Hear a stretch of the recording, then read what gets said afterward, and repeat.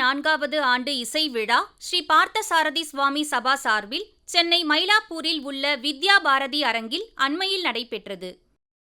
இவ்விழாவில் தொழிலதிபர் டாக்டர் நல்லி குப்புசாமி, வித்யா பாரதி அறக்கட்டளை தலைவர் நந்தினி ஆசாத், ஸ்ரீமத் ஸ்ரீவன் சடகோப ஸ்ரீ ரங்கநாத யத்தீந்திர மகாதேசிகன் சுவாமிகள் உள்ளிட்ட பல சிறப்பு விருந்தினர்கள் கலந்து கொண்டனர். இவ்விழாவில் சிறப்பு விருந்தினர்கள் குத்துவிளக்கு ஏற்றி நிகழ்ச்சியை தொடங்கி வைத்தனர். இவ்விழாவில் சிறப்பு விருந்தினர்கள் கௌரவிக்கப்பட்டனர். தொழிலதிபரும் இசை புரவலருமான டாக்டர் நல்லி குப்புசாமி இவ்விழாவில் சிறப்பு விருந்தினராக கலந்து கொண்டு பேசினார். ஒரு சவாலை நுழையணும்னு தோணல, ஏதோ ஒரு டெம்பிள்குள்ளே போகிற மாதிரி இருக்குன்னு. அதெல்லாம் அவங்க இருக்க பெரியவங்களுடைய ஆசீர்வாதம் தான் காரணம். மகாபெரியா வந்திருந்து இன்னைக்கு அவங்களுடைய ஆசீர்வாதம் கிடைக்கிறது. ஒவ்வொரு வருஷமும் நமக்கு ஏதாவது யாராவது இது மாதிரி மகான்கள் வந்து தான் துவக்கி வைக்கிறது வருஷம். இந்த வருஷம் அவங்க வந்து துவக்கி வைக்கிறது எங்கள் மெம்பர்ஸ் எல்லாரும் செஞ்ச பாக்கியம்னு சொல்லி நான் சந்தோஷத்தை தெரியப்படுத்திக்கிறேன். கர்நாடக சங்கீதம் இந்திய பாரம்பரியம் மற்றும் கலாச்சாரத்தின் அடையாளமாக விளங்கி வருவது நமக்கெல்லாம் பெருமை. புராதனமான இசைக்கலையை சபாக்கள் தொடர்ந்து ஆதரித்து அடுத்த தலைமுறையினருக்கு வழங்கி வருகின்றன. ஸ்ரீ பார்த்தசாரதி சுவாமி சபா திரு மன்னி திருமலாச்சாரியார் அவர்களின் முயற்சியால் 1900ஆம் ஆண்டில் சங்கீத வித்வத் சபையாக தொடங்கப்பட்டது. திரு மன்னி திருமலாச்சாரியார் இந்த ஹிந்து பத்திரிகையின் சாபர்களில் ஒருவர் என்பதும் குறிப்பிடத்தக்கது. மாபெரும் இசை மேதை ஜிஎன்பியின் தகப்பனார் 1930ஆம் ஆண்டுகளில் சபையை மிக சிறப்பாக நடத்தி வந்துள்ளார். அன்று முதல் இன்று வரை சபாவின் நிகழ்ச்சிகள் பெரும் வரவேற்பை பெற்று வருகின்றன. கலைஞர்களும் இச்சபையில் நிகழ்ச்சி வழங்குவதில் பேரார்வம் கொண்டுள்ளனர் என்பது சபைக்கு பெருமை. வருடம் இசை விழா டிசம்பர் 14ஆம் தேதி அன்று தொடங்கி பிப்ரவரி மார்ச் மாதம் வரை நடந்து வருகிறது.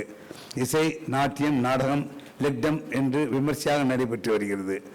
பாரத தேசம் ரிஷிகளாலும் முனிவர்களாலும் உருவாக்கப்பட்டது.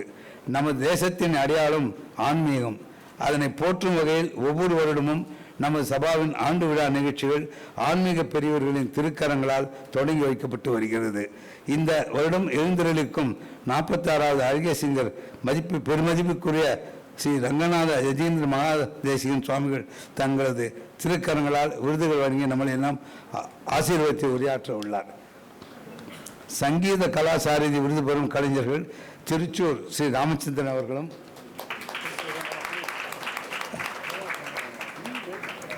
ஸ்ரீமுஷ்ணம் ராஜாராவ் அவர்களும் தங்கள் கலைப்பணி மூலம் ரசிகர்களை கவர்ந்துள்ளவர்கள். மிகச்சிறந்த பாடாந்திரம், பழமை மாறாத பாங்கு, பலதரப்பட்ட ரசிகர்களும் கவர்ந்திருக்கும் வசீகரம் என்பதெல்லாம் இவர்களது தனி சிறப்புகள். ஆச்சாரிய சாரதி விருது பெறும் திருமதி ருக்மணி ரமணி அவர்கள்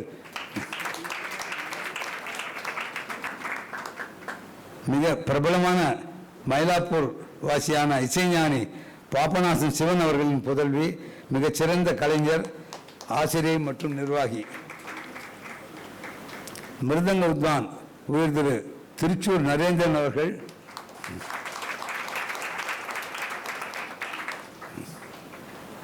பாலக்காடு மணியையர் அவர்களின் நூற்றாண்டு விழா விருது பெறுவது மிக்க சந்தோஷம். விருதுக்கு மிக சரியான தேர்வு.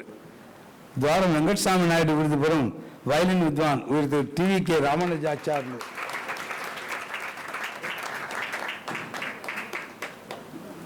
அவர்களும் வீணை பிச்சுமணி ஐயர் நூற்றாண்டு விழா விருது பெறும் வீணை கலைஞர் திரு D பாலகிருஷ்ணா அவர்களும்,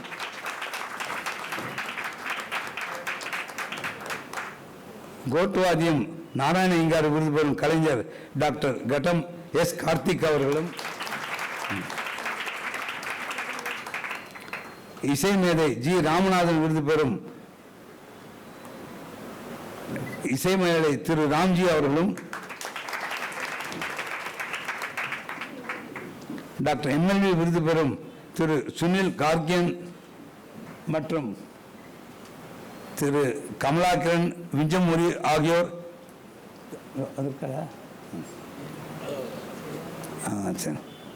தங்கள் கலைத்துறை பணியினால் புகழ்பெற்றவர்கள். இவர்கள் சேவையினால் கலைத்துறைக்கும் பெருமை சேர்ப்பவர்கள். அனைவரையும் பாராட்டி வரவேற்கின்றேன். குத்துவிளக்கேற்ற நிகழ்ச்சியை தொடங்கி வைத்திருக்கும் திருமதி நந்தினி ஆசாத் அவர்கள் பாரம்பரியமான குடும்ப பின்னணி கொண்டவர்.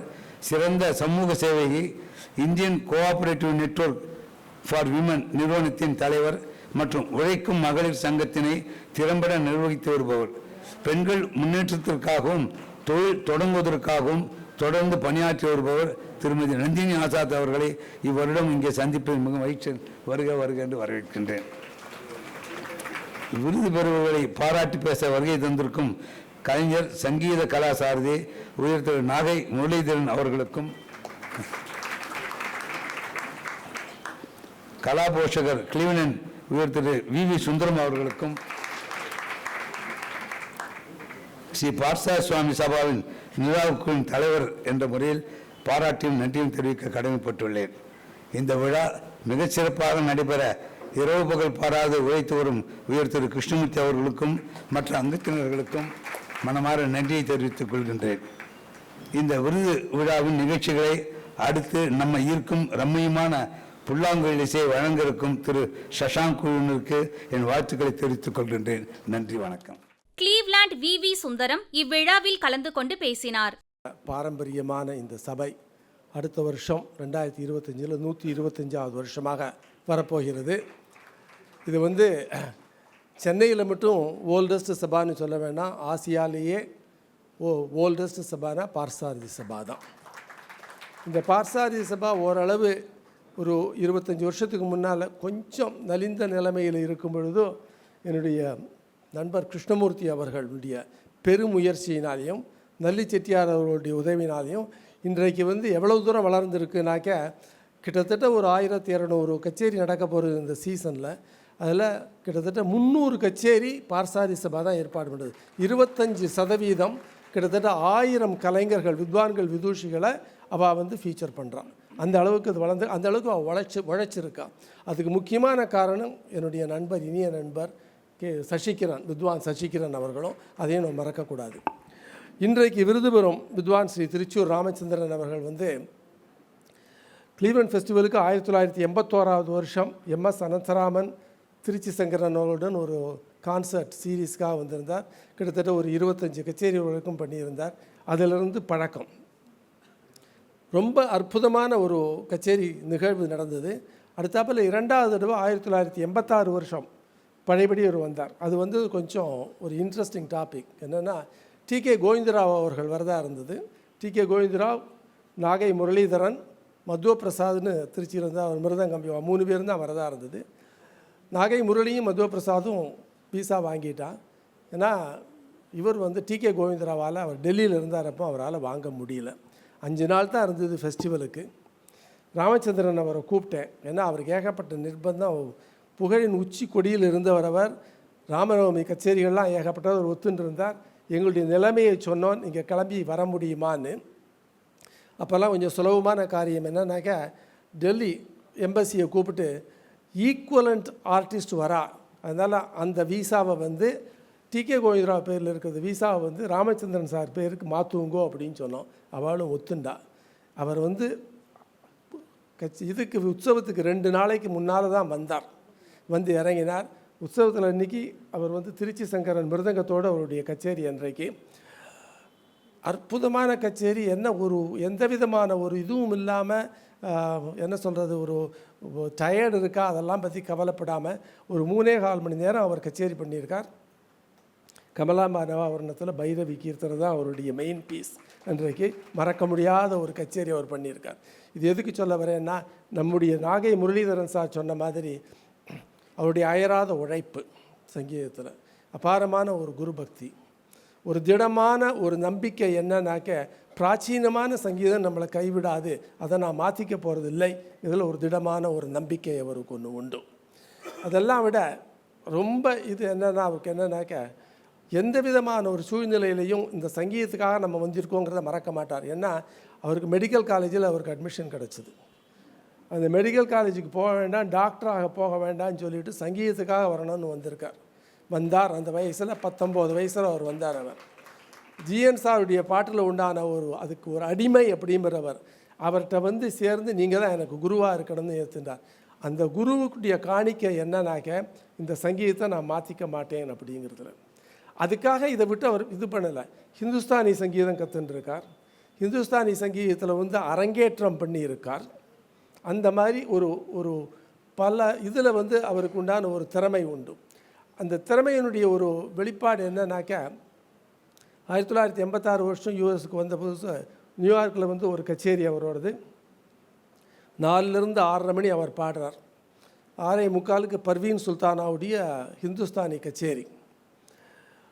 ஒரு 5 மணி வாக்கில் பர்வீன் சுல்தானா வந்தாங்க இதுக்கு அரங்கத்துக்கு. ராமச்சந்திரன் சார் சொன்னார், இந்த மாதிரி வந்திருக்கா, அடுத்தாப்பில் கச்சேரி கொடுக்கணும் போருக்கு, நான் முடிச்சுன்றேன் அப்படின்னார் அவர். நோ நோ நோ பண்டிட்ஜி, I came here to listen to you அப்படின்னா அவள் பாடுங்க அப்படிதான். Please sing some more, I will wait here and then I will sing later ஆங்கிலத்தில் சொன்னான். அப்படின்னு சொல்லிட்டு முன் வரிசையில் உட்காண்டோ இவர் பாட்டை ரசி. அதாவது இன்னொரு ஒரு பெரிய விதூஷி வந்து இவருடைய சங்கீதத்தை ரசித்து அந்த அளவு ஒரு ஆற்றல் பெற்றவருங்கிறது தான் நான் சொல்ல வரேன். அவருடைய அந்த மாதிரி அவருடைய பல நிகழ்ச்சிகளை சொல்லலாம். அவருடைய கச்சேரி டொராண்டோவில் ஒரு கச்சேரி, அவர் சொன்னார், அந்த காம்போதி ஒன்று பாடியிருக்கார், எவரி மாட்டால் எடுத்துட்டு அப்படி இதாக பண்ணியிருக்கார். திருச்சி சங்கரன் அந்த சமயத்தில் ஜான் ஹிகின்ஸ்லேருந்து எல்லோரும் வந்திருந்தா கச்சேரி கேட்கறதுக்காக, வந்து அசந்து போயிட்டார். அப்போ கேவி நாராயணசாமி ஒன்று சொன்னார், அதை உங்கள்கிட்ட பகிர்ந்து கொள்ள விரும்புகிறேன். அவர் அந்த அரங்கத்தில் இருந்தார். என்ன மாதிரி குரல் பகவான் அவருக்கு கொடுத்துருக்கார் இது சொல்கிறேன். அவர் சொன்னது, அந்த குரல் எனக்கு கொடுத்துருந்தானாக்கே நான் எவ்வளவு தூரம் சாதிச்சிருப்பேன்னு அவர் சொன்னார் எல்லாரும் முன்னாலே. அப்பேற்பட்ட ஒரு குரல் அவருக்கு. அந்த குரலில் வந்து அவர் நினச்சது பேசும்.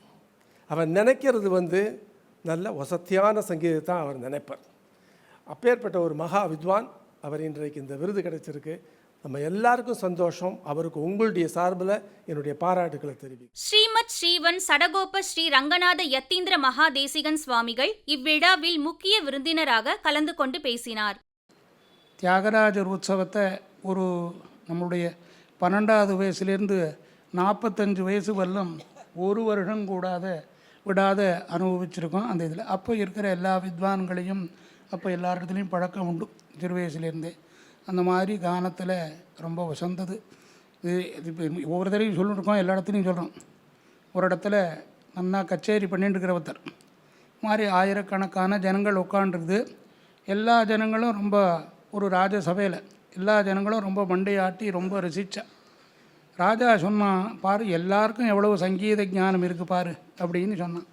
மந்திரி சொன்னான், நாளைக்கு ஒரு பரீட்சை வைப்போம், யாருக்கு சங்கீத ஞானம் இருக்குன்னு தெரிஞ்சு விடலாம் அப்படின்னு சொன்னான். சரி அப்படின்னா பண்ணுனா மறுநாள் என்ன பண்ணினா, யார் சங்கீதம் பாடுறாளோ அவளை தவிர யாராவது தலையாட்டினா சிரச்சேதம் பண்ணப்படியும் அப்படின்னு விட்டான். சங்கீதத்தை கேட்டுட்டு தலையாசைச்சால் சிரச்சேதம் பண்ண முடியும்னு சொல்லிவிட்டான். மறுநாள் இதே மாதிரி சங்கீத கச்சேரி நடக்கிறது.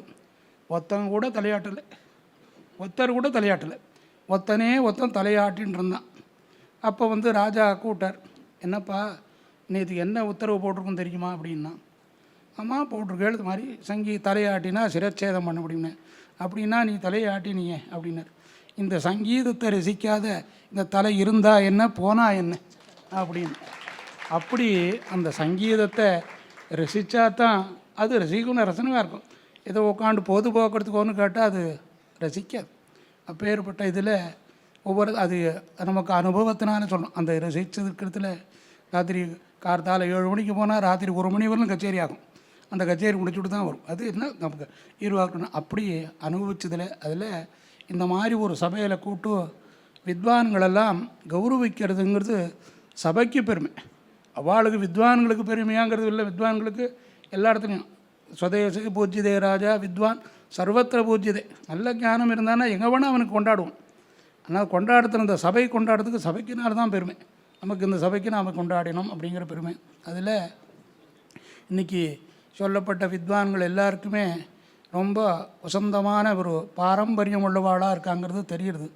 அதில் இந்த மைசூர் துரசாமிங்காருடைய பற்றி அவளை பற்றி நமக்கெல்லாம் கொஞ்சம் தெரியும். அந்த மாதிரி இந்த கிருஷ்ணமாச்சார், இந்த திருப்பதி நல்லான் சக்கரவர்த்தி கிருஷ்ணமாச்சார் இவளெல்லாம் பற்றி தெரியும். இதில் இன்னொரு ஒரு விசேஷம் என்னென்னா, எல்லாருக்கும் சொல்கிறோம், அவார்டு வாங்குறவா யார் வரப்போகிறா யார் கொடுக்க போகிறான்னெல்லாம் தெரியாது. ஏதோ கொடுக்குறா, யாரோ வரப்போகிறா, யாரோ கொடுப்பான்ட்டு. இந்த திருச்சூர் ராமச்சந்திர ஐயர் 2 நாள் முன்ன ஒரு கடிதாசி எழுதியிருந்தார் நமக்கு. இந்த மாதிரி பார்த்தசாரதி கான சபையில் அது இது மாதிரி ஒரு அவார்டு கொடுக்க போகிறா, அதுவும் உங்கள் கையால் கொடுக்க போகிறான்னு எனக்கு ரொம்ப சந்தோஷம் இருந்தது. நீங்கள் என்னை அனுகிரகம் பண்ணணும்னு ஒரு கடிதம் எழுதியிருந்தேன். அது ஒரு பெரிய அதுதான் அந்த நிறையா வாசித்தா வினயம் ஏற்படணும்னு சொல்லுவேன். வித்யாததாதி வினயம் வினயாத் யாதி பாத்திரதாம் பாத்திரத்வா தனமாப்னோதி தனாத் தர்மம் ததசுகம் அப்படின்னு ஒரு ஸ்லோகம் இது. அது மாதிரி என்னென்னா நிறையா வாசிக்க அகங்காரம் வரும். அப்படியெல்லாம் இல்லாத அவர் ஒரு கடிதம் இப்படி ஒரு கடிதம் எழுதியிருந்த ரொம்ப சந்தோஷமாக இருந்தது நமக்கு. என்ன இந்த மாதிரி ஒரு வித்வான் மாதிரி பொறுத்துக்கணும் அப்படின்னு சொல்கிறார். அது மாதிரி எல்லாருக்குமே அதே மாதிரி இந்த பாபநாசம் சிவனுடைய ஒரு கச்சேரியோ இன்னொன்னோ கேட்டு அது வித்தரும் அந்த தமிழில், அதாவது சம்ஸ்கிருதத்தில் எல்லாம் பாடினாலும் கூட தமிழில் அதை அனுபவித்து அவர் மாதிரி பாடினவாள்லாம் ரொம்ப குறைச்சல். அது மாதிரி ஒத்தொத்தரையும் சொல்லலாம்.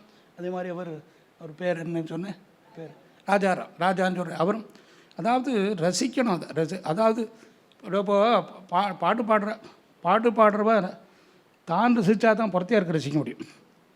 தான் ரசிக்காத ஏதோ பாடினா அது ரசிக்காதுன்னு நமக்கு அபிப்பிராயம். இப்போ நான் பாடுற போது தாம் அனுபவிக்கணும். இப்போது குருவாயூரப்பனுடைய நாராயணியம்னு சொன்னார். அந்த நாராயணியத்தை சொன்னபோது அவர் அனுபவித்தா தான் நம்ம அதை அனுபவிக்க முடியும். இல்லாத போனால் அதை அனுபவிக்க முடியாது. வெறுமை ஏதோ பாட்டுதான் அப்படின்னு அப்படி ரொம்ப வசந்ததாக இது நடக்கிறது.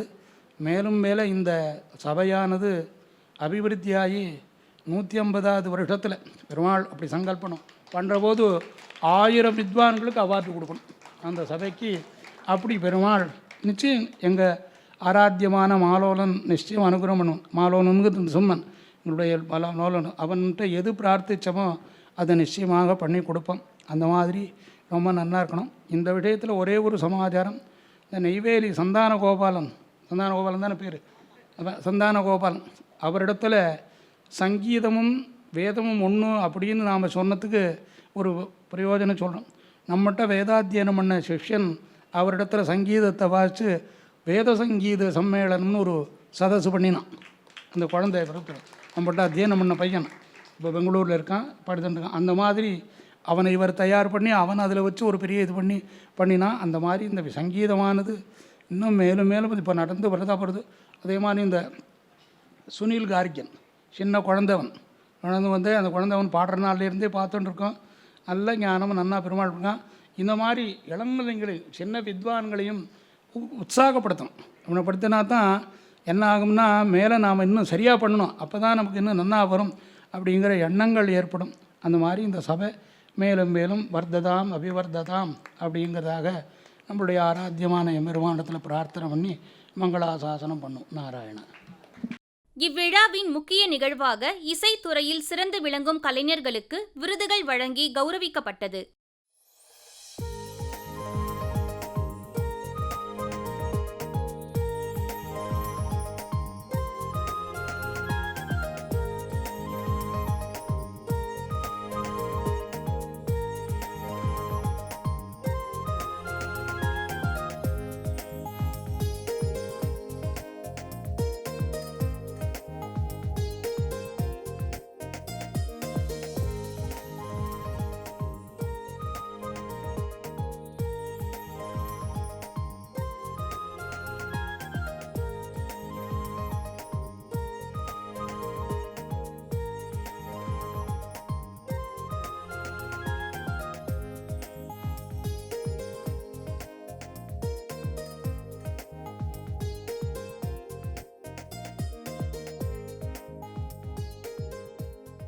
இவ்விழாவின் மற்றொரு சிறப்பம்சமாக இசை கச்சேரி நடைபெற்றது.